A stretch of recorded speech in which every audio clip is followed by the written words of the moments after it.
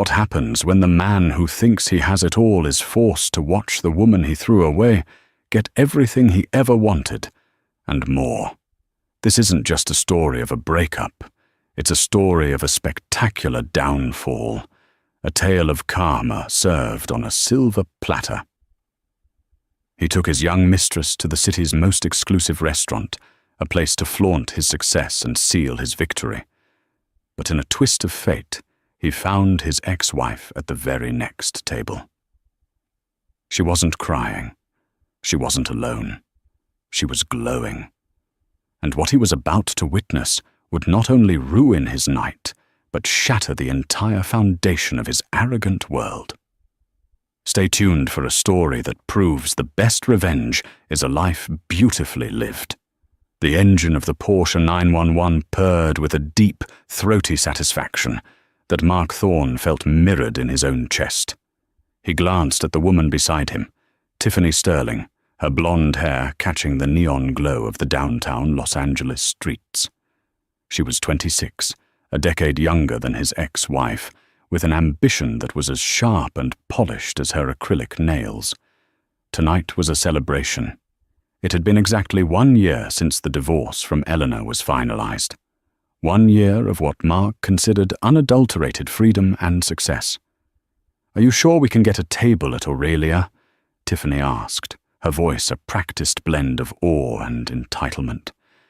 "I heard the wait list is 6 months long." Mark smirked, downshifting smoothly as he turned onto the valet-lined street. "Aurelia is for people who make things happen, Tiff. We're people who make things happen." He had made a reservation under his corporate account, Thorne Capital, a name that opened doors and silenced questions. He was a senior partner at a private equity firm, a shark in a city of sharks, and he savored the spoils of his conquests. Aurelia was the ultimate spoil. Perched atop a skyscraper, its floor-to-ceiling windows offered a godlike view of the sprawling city lights, a glittering carpet of souls he felt he was rising above. The divorce had been messy, but in his mind, clean. He had been generous, he told himself. He let Elena keep the modest suburban house they had bought a decade ago, a house he now saw as a monument to mediocrity. He gave her a fair settlement, enough for her to live comfortably, to continue her little hobbies. He had left her. He had chosen a new life, a better life, an upgraded model. Tiffany was that upgrade. She was a trophy, a testament to his status. Elena, in retrospect, had become comfortable, predictable. She was the sensible sedan you traded in for a sports car. As they were led to their table, a prime spot by the window, Mark felt a surge of triumph. The maitre d', a severe-looking man named Jean-Pierre, greeted him by name. The air was thick with the scent of truffle oil and quiet money. Conversations were hushed, the clinking of crystal silverware, a gentle symphony of the elite. "It's perfect, Mark," Tiffany breathed, her eyes wide as she took in the panoramic view. "Only the best," he said, settling into the plush leather chair.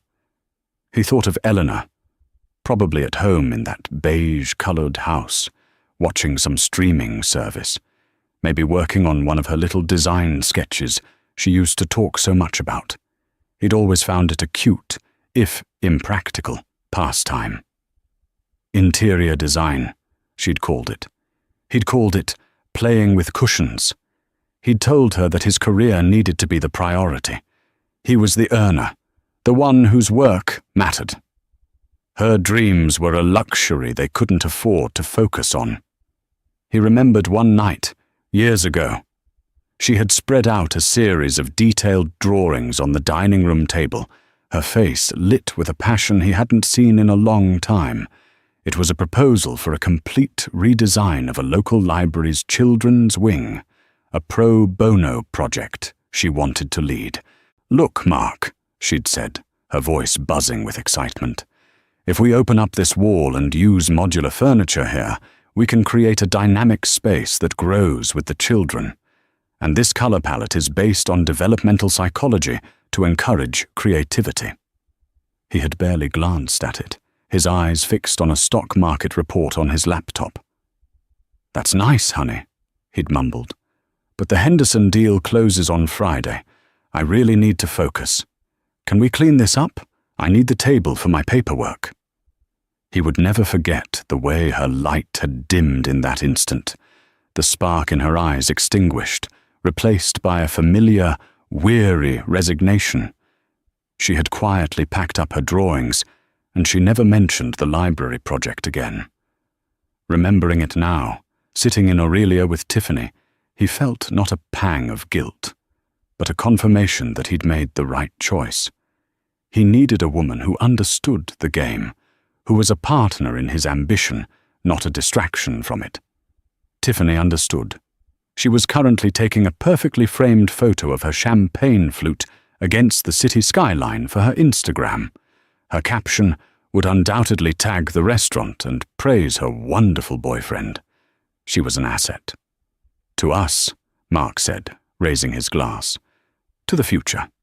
"To the future," Tiffany echoed, her smile dazzling. He sipped the ridiculously expensive champagne. The taste was crisp, cold, and utterly victorious.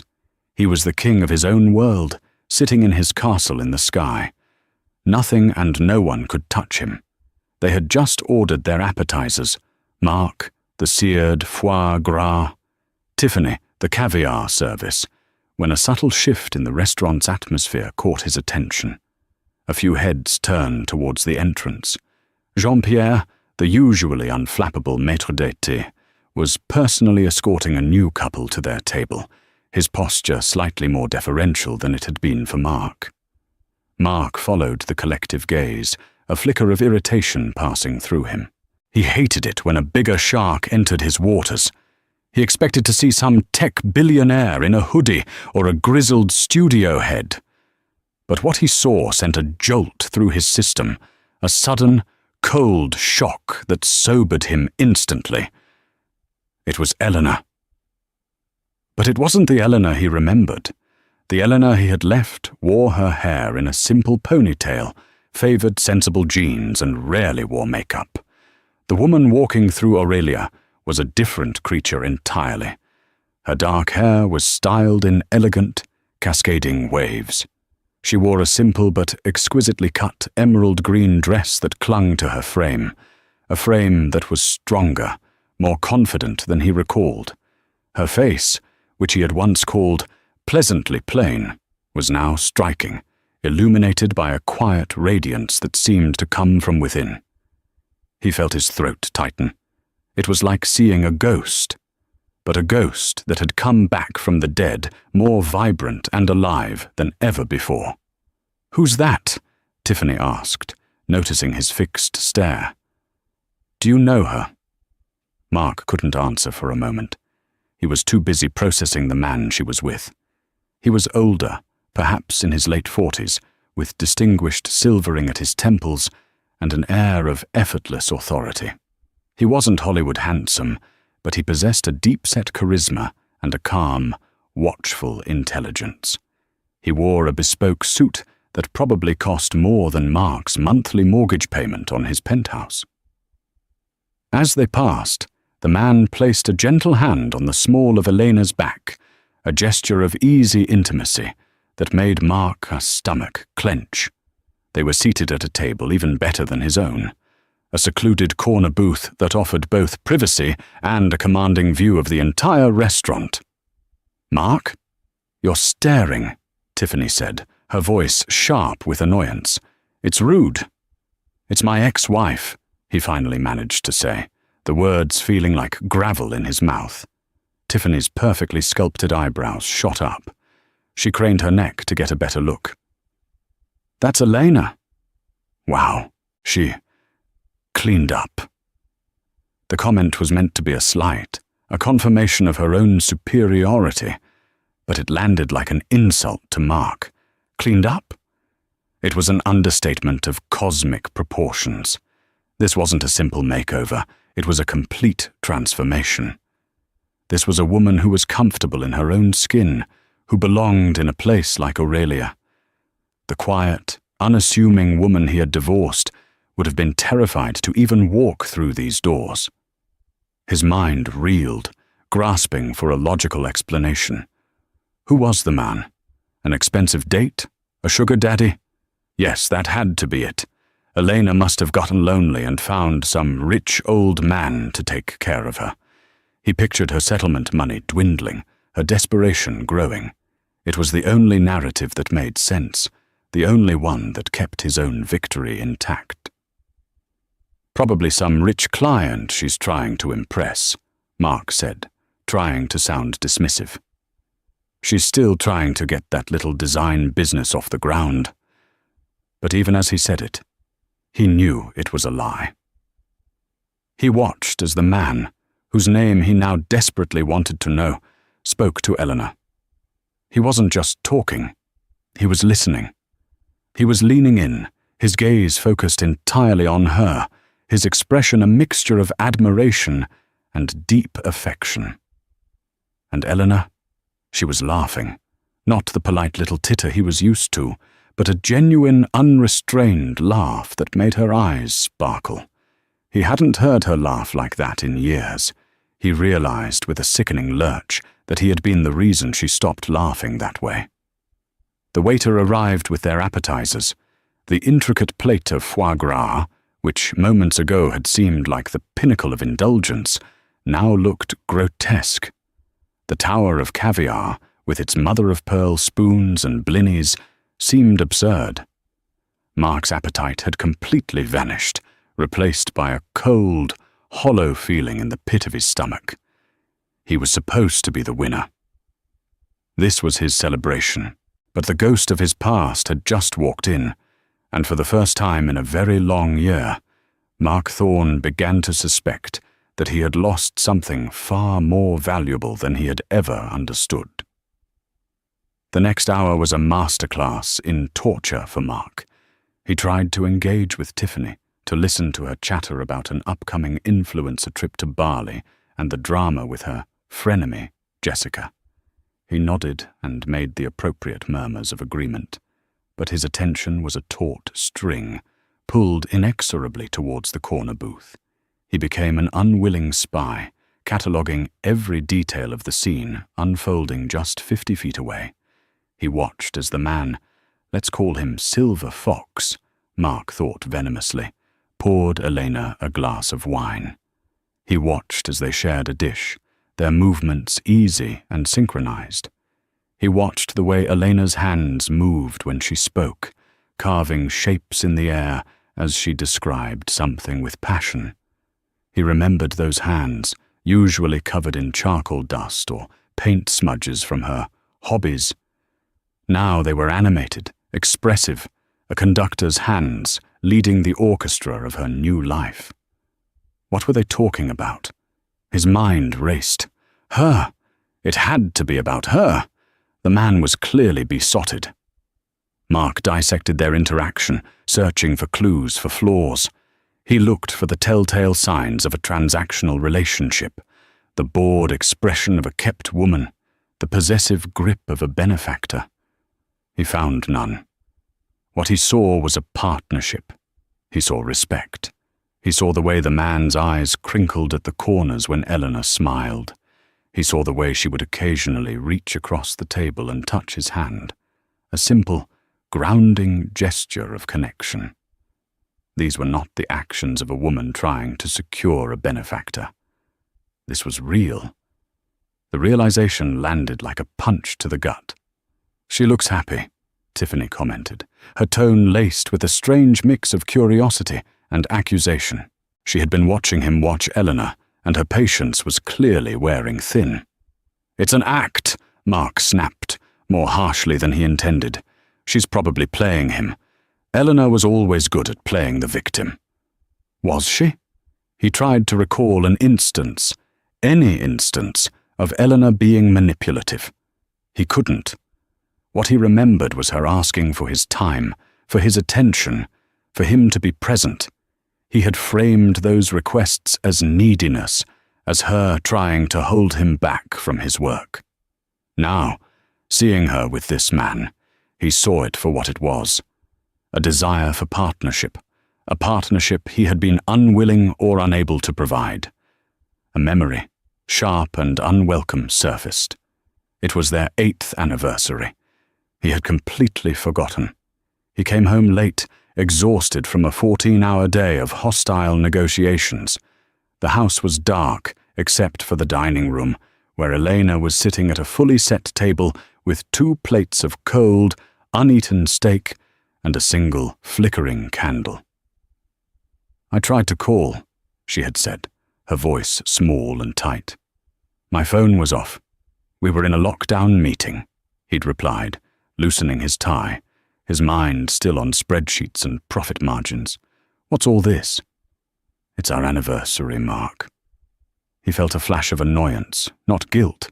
It was just another demand on his time, another expectation he had failed to meet. "Elena, I am building a future for us. Do you have any idea the pressure I'm under? I can't be expected to remember every little date." "It's not a little date," she had whispered, and he saw the glint of tears in her eyes. "It's our life." He had brushed it off, told her they'd celebrate on the weekend, which they never did. He had chosen the deal over the dinner, the future over the present. Looking back at her now, sitting across from a man who looked at her like she was the only person in a room full of stars, Mark realized he had made a catastrophic miscalculation. He hadn't been building a future for them. He had been building a future for himself, and she was just an inconvenient part of the overhead. The waiter approached Eleanor and her companion. He was holding a bottle of champagne, Dom Perignon, Mark noted with a bitter eye. The waiter spoke quietly to the man, who simply nodded. It wasn't for their table. The waiter, followed by Jean-Pierre, carried the champagne and 2 flutes not to their table, but to the center of it. Something was happening. A low murmur rippled through the restaurant. People were starting to notice. The man at the corner table stood up. He was tall, composed, and his eyes never left Elena's. Tiffany leaned forward, her earlier annoyance replaced by rapt attention. "What is going on?" Mark didn't answer. He couldn't. His blood had turned to ice. He had a sudden, premonitory dread, a terrifying certainty about what was about to happen. He felt like a man on a cliff's edge, the ground crumbling beneath his feet, forced to watch the one thing he thought he'd thrown away become someone else's priceless treasure. The man. Julian Devereux. Mark knew his name now. A quick, frantic search on his phone under the table had revealed everything. Stood beside their table. He wasn't just some rich old man. He was Julian Devereux, the reclusive founder and CEO of Ethelred Technologies, a pioneer in sustainable AI. He was a legitimate billionaire, not just finance-rich like Mark, but world-changingly wealthy. He was a philanthropist, an art collector, and according to a fawning Forbes article, one of the most brilliant minds of his generation. The narrative of the desperate sugar baby evaporated in a puff of humiliating smoke. Julian didn't make a grand spectacle. He didn't tap his glass or call for attention. He didn't need to. The quiet power he exuded was enough. The ambient noise of the restaurant seemed to fade away as he turned his full attention to Elena. "Elena," he began, his voice low but clear, carrying across the hushed room. "From the moment I met you, you challenged me. I came to you looking for a designer to create a space, and you showed me how to build a home. I thought I understood art, but you taught me to see the beauty in structure, in light, and in the quiet strength of things that are built to last." Mark felt his skin prickle. Built to last. The phrase was a dagger. He had built his life on acquisitions and disposals, on short-term gains and ruthless efficiency. He had treated his own marriage the same way. Julian continued, his gaze locked on Eleanor, who was looking up at him, her eyes wide with a mixture of shock and dawning joy. You walked into my life when it was all blueprints and balance sheets, and you filled it with color and warmth and laughter. You are the most passionate, resilient, and brilliant woman I have ever known. You took the broken pieces of a life you were handed and built an empire of your own. An empire of her own? What did that mean? Mark's mind was short-circuiting. Then, with a grace that was utterly devastating, Julian Devereux lowered himself onto one knee. A collective gasp swept through Aurelia. Tiffany's hand flew to her mouth. Mark felt like he couldn't breathe, as if all the oxygen had been sucked out of the room and funneled directly to that corner booth. From his pocket, Julian produced a small velvet box. He opened it. Even from across the room, the ring was blinding. It wasn't a gaudy explosion of diamonds like the one Mark had given Tiffany. It was a single, flawless, emerald-cut diamond flanked by two smaller sapphires, a piece that was as elegant and unique as the woman it was intended for. It looked like a museum piece. "Elena Vance," Julian said, his voice thick with emotion. "You have redesigned my world. Would you do me the incredible honor of designing our future together? Will you marry me?" For a moment that stretched into an eternity, there was absolute silence. Mark's heart hammered against his ribs, a desperate, traitorous part of him praying she would say no, that this was all some elaborate joke. Elena's face was a canvas of emotion. Tears streamed down her cheeks, but she was smiling, a smile so radiant it could have powered the city below. She nodded, unable to speak, and then finally found her voice, a clear, ringing, "Yes. Yes, Julian. Of course, yes." The restaurant erupted. The hushed, sophisticated diners broke into spontaneous, heartfelt applause. People were smiling. Some were dabbing their eyes. It was a perfect cinematic moment, and Mark Thorne had a front-row seat to his own personal apocalypse. Julian slid the magnificent ring onto her finger. It fit perfectly. He stood, pulling her to her feet and into an embrace that was both passionate and tender. The applause swelled. "Well," Tiffany said, her voice dripping with a poison Mark had never heard from her before. "I guess she won." The words hit him harder than any physical blow. She won. It wasn't a competition. Or was it? In his mind, it always had been. The divorce was his victory lap. He had freed himself from a boring life and a woman who couldn't keep up.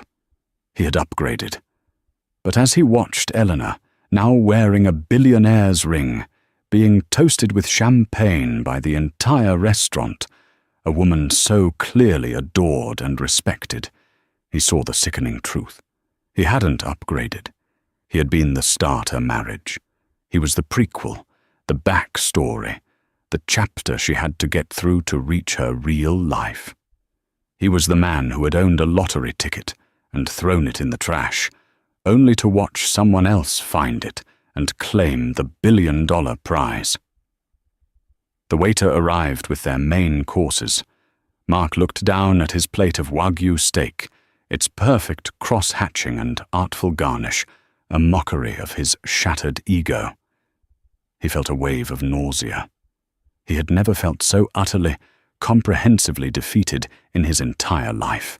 As Julian and a beaming Elena finally made their way out of the restaurant, stopping to accept congratulations from a few well-wishers, Mark remained frozen in his chair. He watched them go, watched the door swing shut behind them, leaving him in a world that had been irrevocably tilted on its axis. The applause had died down, and the ambient chatter of Aurelia had resumed. But for Mark, the silence was deafening. He picked up his fork, the heavy silver feeling alien in his hand, and pushed a piece of steak around his plate. The victory dinner was now awake. So, Tiffany began, her voice cold and sharp, breaking the silence between them. Are you going to sit there looking like your dog just died all night, or are you going to pretend to be on a date with me? Mark flinched. It was just a shock, that's all. A shock? She scoffed, taking a vicious bite of her lobster thermidor. Mark, you looked like you were watching a live execution. Your own. I've never seen you look so small. The word small was a precision strike. It was the very thing he accused Elena of being, the thing he had prided himself on escaping. To have it thrown back at him by the woman who was supposed to be the symbol of his larger-than-life new world was galling. Don't be ridiculous, Tiffany. I'm happy for her. The lie was so thin it was transparent. Oh, please, she sneered, putting her fork down. The pretense was over. Happy for her? You were practically vibrating with jealousy. The whole time she was here, you didn't look at me once. Not once. I was just scenery for your little soap opera. Tell me, did you enjoy the show? That's not fair, he mumbled, but his defense was weak, pathetic. Isn't it? She pressed on, her voice rising slightly, drawing a discreet glance from a nearby table. You told me she was this mousy, insecure woman you had to escape from. You said she had no ambition, that she was holding you back. That woman who just walked out of here didn't look like she was being held back. She looked like she was about to own the world. And you know what? It looked like she was doing it without giving you a single thought. Every word was a perfectly aimed dart, puncturing his ego. Tiffany wasn't just angry, she was dissecting him, and her analysis was brutally accurate. You're obsessed with her, Tiffany declared, her eyes narrowing. This whole year I thought we were building something. But we weren't, were we? I was just a placeholder. I was the not Elena. Younger, blonder, more fun. I was your revenge. But it turns out she's the one getting the revenge, without even trying. And you can't stand it.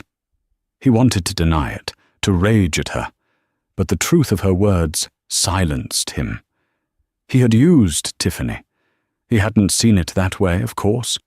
He had told himself he was in love, or at least in lust, with her energy, her beauty. But now, under the harsh fluorescent lights of his own humiliation, he saw his motivations with sickening clarity. Tiffany was a bandage for a wound he never even knew he had. And now, the wound had been torn wide open.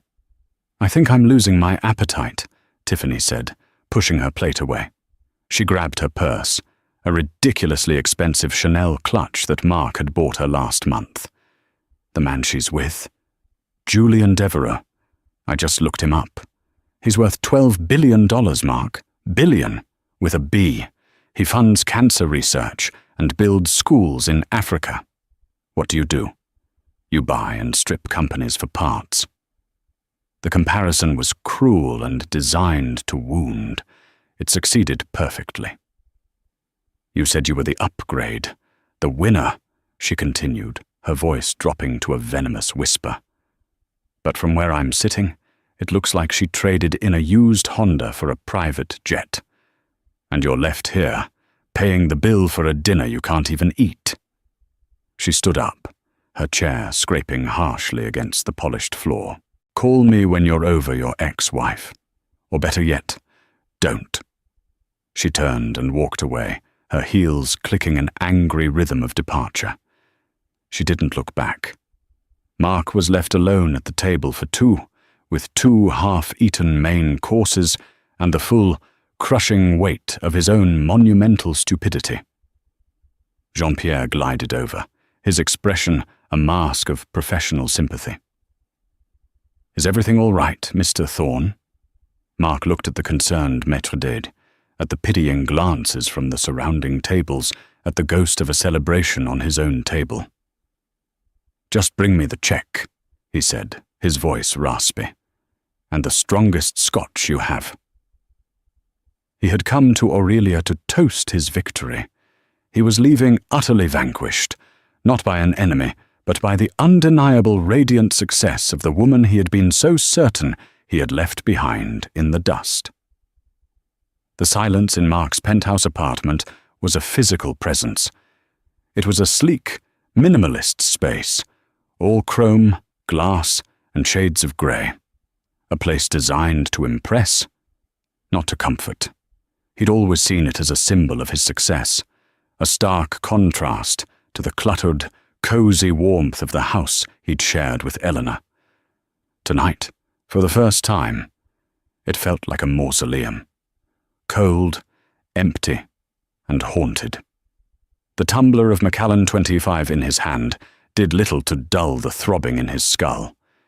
He had abandoned his Porsche to a valet and taken a taxi home, unable to bear the thought of being alone with his own triumphant purring engine. He sank onto a low-slung Italian leather sofa and opened his laptop. His fingers, usually so quick and decisive on the keyboard as they orchestrated corporate takeovers, felt clumsy. He typed Elena Vance into the search bar. During their marriage, a search for her name would have brought up nothing. A tagged photo on his Facebook page from a company holiday party, perhaps. A link to a 5K charity run she'd participated in. Nothing of substance. She had been, in the digital world as in his own, an extension of him. The results that now flooded his screen told a different story. The first hit was an article in Architectural Digest. The headline read, "Vance Interiors. Elena Vance is redefining intimate spaces with empathy and innovation." His breath caught in his throat. Vance Interiors. She had used her own name. She hadn't taken his last name off the door. She'd built a new door with her name on it. He clicked the link. The article was a glowing profile, complete with stunning photographs of her recent projects. A boutique hotel in Santa Barbara that was a masterpiece of coastal chic, a tech startup's headquarters in Silicon Beach designed to foster creativity, and a private residence in the Hollywood Hills that was both breathtakingly modern and deeply personal. The descriptions of her work used words like visionary, soulful, and transformative. There was a picture of Eleanor, standing in one of the spaces she'd designed. She was smiling, not at the camera, but at something out of frame, a look of profound satisfaction on her face. She looked like an artist in her element. The article quoted a client. Elena doesn't just decorate a room. She listens to the story of the people who will live in it and translates that story into a physical space. She gave us back a piece of ourselves we didn't even know we'd lost. He felt a fresh wave of nausea. He remembered her sketches, the ones he'd told her to clean up off the dining table. He had seen them as a mess. The world, it turned out, saw them as genius. He kept digging. He found the Vance Interiors website. It was professional, elegant, and featured a portfolio that was undeniably impressive. Her About page was a short, powerful biography. It mentioned her lifelong passion for design and her formal training, a degree she'd earned before they met, a fact he'd almost forgotten. It didn't mention him at all. His decade in her life was a blank space, an edited-out chapter. Then he searched for her and Julian Devereaux. They were a philanthropic power couple. They had co-chaired a recent fundraising gala for the LA County Museum of Art. There were pictures of them on the red carpet, Elena in a stunning gown, looking every bit Julian's equal. An article in a society column described them as the city's most elegant and understated couple, noting their shared passion for art and social causes. The article detailed how they met. Julian Devereaux had hired Vance Interiors to design the new West Coast headquarters for Ethelred Technologies. He had been so impressed by her vision and professionalism that he had sought her out personally. Their relationship had blossomed from a foundation of mutual professional respect. Mark slammed the laptop shut. It wasn't a sugar daddy situation. It wasn't a lucky break. It was earned. She had built this. She had taken the settlement money he had considered a generous parting gift to keep her quiet and comfortable, and she had invested it in herself. She had built the business she always dreamed of, the one he had actively, if passively, discouraged. He had been the anchor weighing her down, and the moment he cut the rope, she hadn't sunk. She had soared. The full, horrifying scope of his miscalculation crashed down on him. He hadn't just lost a wife. He had lost a partner he never even knew he had. The quiet, unambitious woman he'd left behind possessed a drive and talent that dwarfed his own ruthless corporate climbing. He chased money. She created beauty. He stripped assets. She built legacies. He thought of Tiffany's final, brutal words. She traded in a used Honda for a private jet. He looked around his cold, silent penthouse, a monument to his own brand of success. It was a space designed by a famous, expensive architect who had never bothered to ask him a single personal question. It was a collection of expensive objects, a sterile display of wealth. It wasn't a home. He suddenly, desperately, missed the clutter. He missed the smell of oil paints from her small studio corner. He missed the stacks of design magazines on the coffee table. He missed the woman who had tried, time and time again, to build a home with him, while he was busy building an empire for one. The scotch in his glass offered no comfort. It only tasted of regret, a bitter, burning trail all the way down. A week passed. It was the longest, most miserable week of Mark's life. He went to work, but his focus was shattered.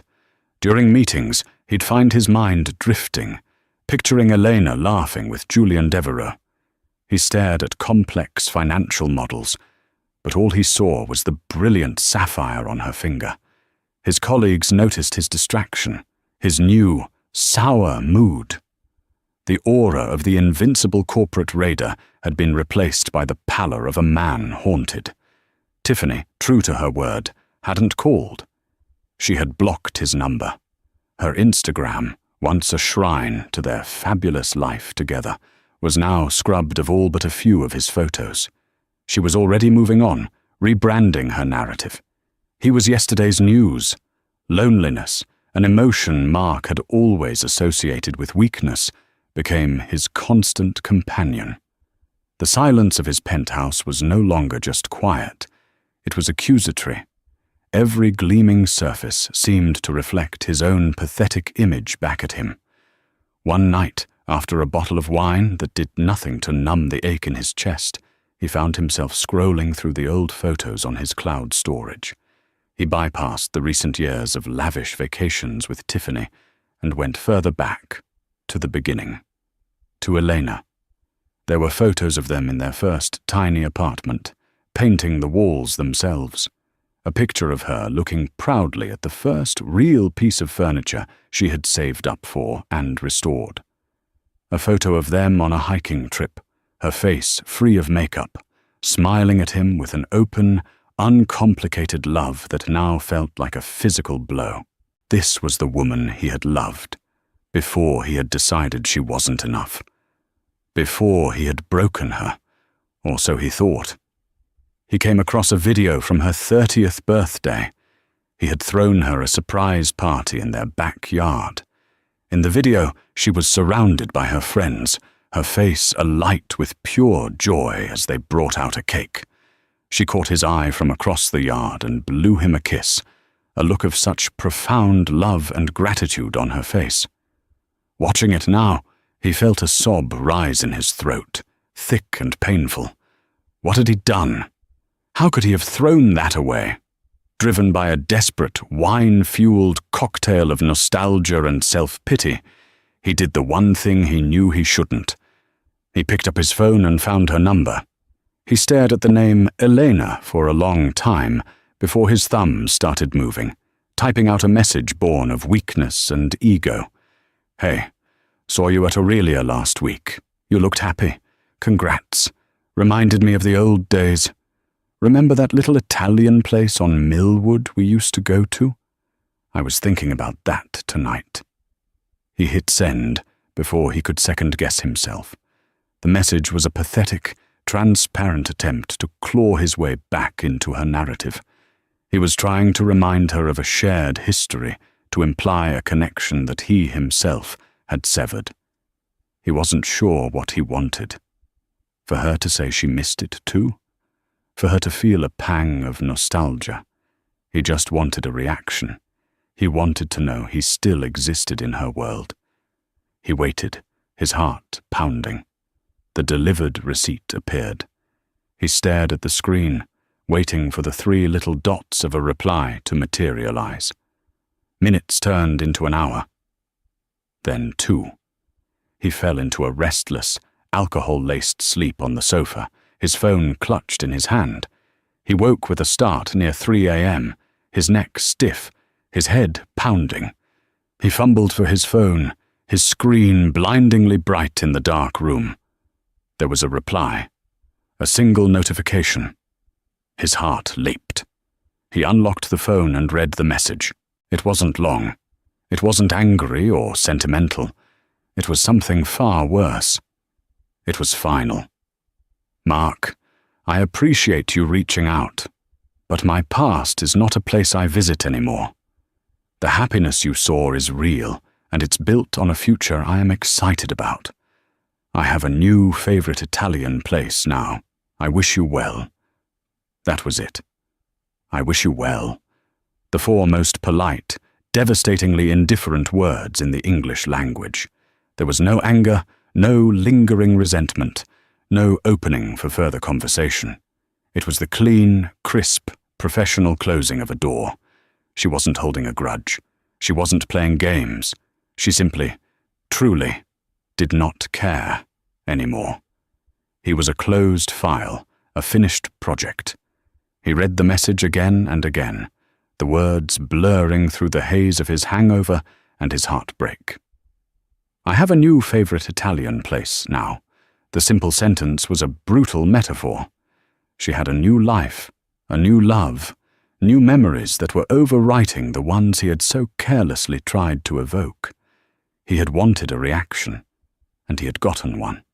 He had confirmed that he did still exist in her world, but only as a distant, irrelevant memory. He was the ghost at the feast, and she had politely, firmly exorcised him. He dropped the phone on the cushion beside him and stared into the darkness of his empty, silent life. The taste of victory had long since turned to ash in his mouth. The seasons changed. The blistering heat of the LA summer gave way to a mild, indifferent autumn. For Mark, the change was internal.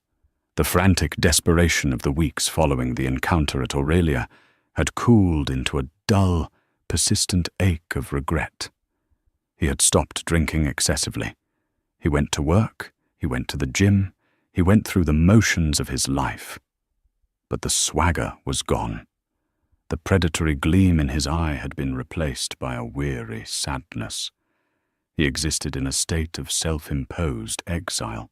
He avoided the glitzy restaurants and bars he used to frequent, terrified of another accidental sighting.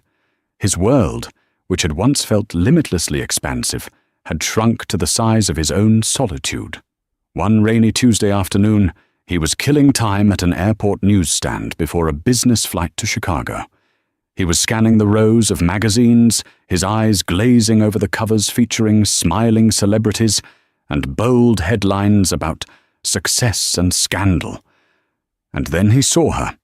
It wasn't a small photo in a society column. It was the cover of Forbes magazine. It was a powerful, beautifully shot photograph. Elena stood, not in a glamorous gown, but in tailored trousers and a silk blouse, looking directly into the camera. She wasn't smiling a pretty, placating smile. Her expression was one of calm confidence and intelligence. Beside her, with his hand resting proudly on her shoulder, was Julian Devereux. They looked like a team, a formidable partnership. The headline in bold yellow letters was splashed across the bottom of the image. The Power of Purpose. Julian Devereux and Elena Vance on building a better future in business and in life. Mark felt the blood drain from his face. He picked up the magazine, his hands trembling slightly. He flipped it open to the cover story. It was an extensive 10-page spread detailing Julian's revolutionary work in sustainable technology and, to Mark's astonishment, Elena's meteoric rise in the world of architectural design. The article hailed Vance Interiors as the most sought-after design firm on the West Coast, praising its commitment to sustainable materials and human-centric design principles. It spoke of her multi-million-dollar contracts to design entire corporate campuses and luxury eco-resorts. It wasn't a hobby. It was an empire. Her empire. There was a section about their personal life, their shared philanthropic foundation, the Devereux Vance Initiative, which was funding arts education in underserved communities. There was a quote from Julian about his fiancée. "Eleanor is the most formidable person I know," the magazine quoted. "I am a man who deals in data and logic, but she has a fundamental understanding of the human soul, and she has the rare ability to make that understanding tangible, to build it into the world around us. She is my partner in every sense of the word. My life's work truly began when I met her." Mark had to lean against the magazine rack for support. He read the words over and over. My life's work truly began when I met her. He thought of his own words to her, years ago. My career has to be the priority. Your dreams are a distraction. He had seen her as an accessory to his life, a supporting character. And all along, she had been the protagonist of a story he was too arrogant and blind to even read. The article ended with a quote from Eleanor herself. The interviewer had asked her about her journey, about starting her own business later in life. I think for a long time, Elena said, her words printed in elegant italics, I lived a life that was designed by someone else. It was a perfectly nice life, but the foundations weren't my own. The turning point came when I realized that I had to be my own architect. You have to be willing to tear down a structure that isn't working, even if it's frightening, to build something true and beautiful in its place. My only regret is that I didn't pick up the hammer sooner. Mark closed the magazine. Her words weren't aimed at him. They were a reflection of her own journey. But they struck him with the force of a final judgment. He had been the structure that wasn't working, and she had torn him down, not out of malice, but out of a necessary act of creation. He bought the magazine, paid the cashier in a daze, and walked towards his gate. He sat down in the sterile airport lounge, surrounded by strangers, and felt a profound and terrifying loneliness. He was Mark Thorne, a senior partner at a major firm, a man who had everything he thought he wanted. He was wealthy, successful, and utterly, completely alone. He looked at the cover one last time, at the woman he had underestimated, the woman he had discarded, now looking out at the world from the cover of Forbes magazine. She wasn't his ex-wife anymore. She was Elena Vance, and he was just a man at an airport, a ghost from a past she had beautifully, masterfully renovated without him. The seasons turned, each one leaving a new layer of frost on Mark's soul. Autumn arrived, and the crisp, golden days felt like a mockery of his own decay. He watched from his penthouse window as families walked in the park below, their laughter a distant, alien sound. Then came winter. The holidays, once a season for lavish parties and ostentatious gift-giving with Tiffany, were now a silent, cavernous void. He spent Christmas Eve alone, eating take-out sushi on his marble countertop, the city lights twinkling outside with a festive cheer that felt personally insulting. Spring bloomed, but for Mark there was no renewal, only the monotonous continuation of his self-inflicted sentence. His life, once a high-speed ascent, had plateaued and was now in a slow, undeniable decline. The razor-sharp focus that had made him a legend at Thorn Capital was gone, replaced by a dull, persistent static of regret. He would sit in high-stakes boardroom meetings, staring at profit and loss statements, but the numbers would blur into Elena's face. He'd hear a senior partner outlining a strategy for a hostile takeover, and his mind would drift to the sound of her genuine, unrestrained laughter at Aurelia. One afternoon, during a critical negotiation, he missed a key question directed at him. The silence stretched, pregnant and awkward, until a junior analyst, a kid barely out of business school, jumped in to answer, saving the moment from complete collapse. Mark saw the look on his boss's face, a fleeting mixture of disappointment and concern. The invincible Mark Thorne, the shark, was wounded, and the other sharks in the water were beginning to smell blood. This business trip to Chicago was a penance, a chance to salvage a deal that was faltering due to his own recent neglect. As he walked through the bustling terminal at LAX, he felt like an imposter in his own expensive suit. He was a ghost haunting the life he had built, a life that now felt as hollow and impersonal as the airport lounge he was sitting in. To avoid the torment of his own thoughts, he made his way to a newsstand, a wall of glossy promises and aspirational lifestyles. He reached for his usual, the Wall Street Journal, seeking the comfort of familiar financial jargon. As he turned to pay, his eyes swept over the main display rack, and the world stopped. It wasn't a small photo in a society column. It was the cover of Forbes magazine, arguably the most respected business publication in the world. It was a powerful, beautifully shot photograph. Elena stood, not in a glamorous gown, but in tailored trousers and a silk blouse, her hands resting on a set of architectural plans spread across a large oak table. She was looking directly into the camera, and her expression was one of profound, earned authority. Beside her stood Julian Devereux, his hand resting proudly on her shoulder, his gaze also fixed on the lens. They weren't posed like a romantic couple. They were posed as partners, as equals, a formidable team about to reshape the world. The headline, in bold yellow letters, was splashed across the bottom of the image. The Power of Purpose. Julian Devereux and Elena Vance on building a better future in business and in life. Mark felt the air leave his lungs. His hand, holding the journal, trembled. He placed it back on the rack as if it were burning him and numbly picked up the Forbes. His face, pale and drawn, was reflected faintly in the glossy cover, a ghostly superposition over their image of triumph.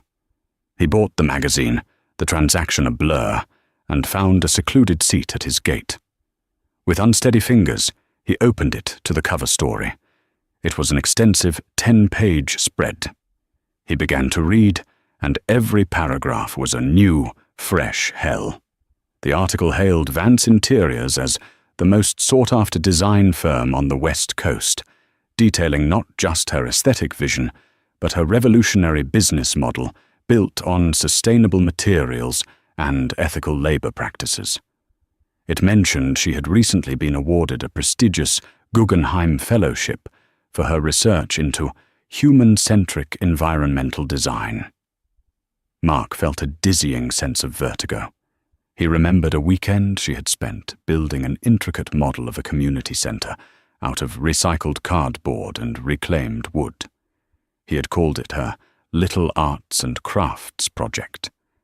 It had been the foundation for a Guggenheim Fellowship, The profile was filled with glowing testimonials.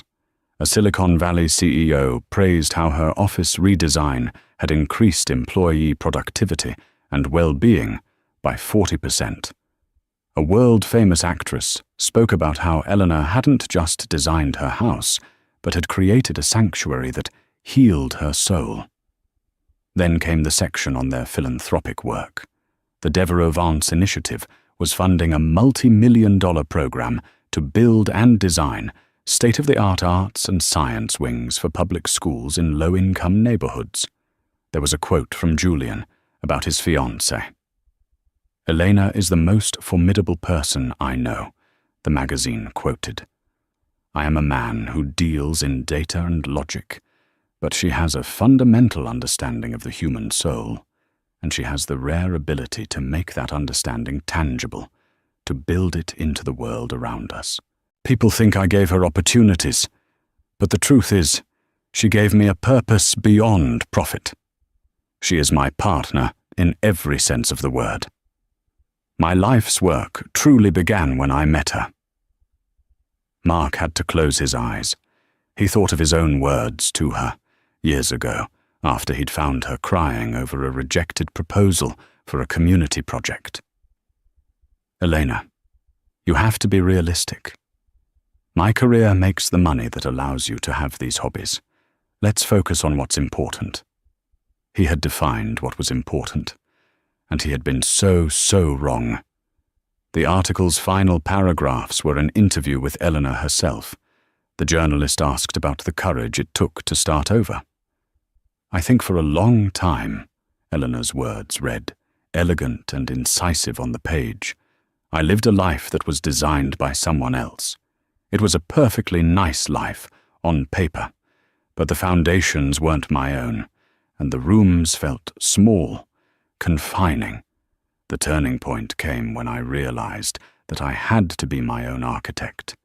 You have to be willing to tear down a structure that isn't working, even if it's the only home you've ever known, to build something true and beautiful in its place. It's the most terrifying and liberating act in the world. My only regret is that I didn't pick up the hammer sooner." He let the magazine fall into his lap. "I didn't pick up the hammer sooner. He was the structure that wasn't working. He was the small, confining room. And she hadn't just torn it down. She had salvaged the materials of her own spirit and built a cathedral." His flight was called. He walked onto the plane in a stupor, the magazine tucked into his briefcase, its weight feeling like a slab of granite. He found his first-class seat and collapsed into it. The flight attendant, seeing his ashen face, offered him a pre-flight glass of champagne. "No, thank you," he heard himself say, his voice thin. "Just water." As the plane ascended, banking over the vast, glittering sprawl of Los Angeles, Mark looked out the window. He saw the city lights, the same lights he had looked down upon from Aurelia with such smug satisfaction. Then he had felt like a king. Now he understood. He had just been a man with a good view of a world he was never truly a part of. He was flying to Chicago to save a business deal, to fight for a few more dollars in a life that was utterly bankrupt of meaning. And somewhere down below, in that city of lights, the woman he had thrown away was building a better world, one beautiful, truthful room at a time. And so, Mark Thorne learned the hardest lesson of all. The grass isn't always greener, especially when you fail to water your own lawn. He spent years believing he was the prize, only to discover he was the price Elena had to pay to finally claim her own worth. Her true happiness wasn't found in a billionaire's ring, but in the self-worth she rediscovered when she was finally free. Her success was the consequence of his failure, a life built from the rubble of a past he destroyed. This story is a powerful reminder that sometimes letting go isn't an ending, but the most important beginning of all. What do you think? Was this the ultimate karma? Have you ever witnessed someone's life improve dramatically after leaving a relationship that held them back? Let me know your thoughts and your own stories in the comments below. If this story resonated with you, please do me a huge favor and hit that like button. Share it with someone who needs to hear it. And most importantly, subscribe to the channel for more real-life drama and stories of incredible transformation.